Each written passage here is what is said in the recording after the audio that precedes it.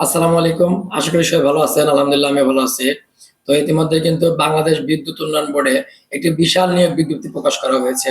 এখানে কিন্তু আপনারা সাহায্যকারী একটি পদে আসলে ১৫৯৬ জন লোক নিয়োগ করা হবে। আর এই সাহায্যকারী পদে এসএসসি পাস করলে আপনারা আবেদন করার সুযোগ পাচ্ছেন।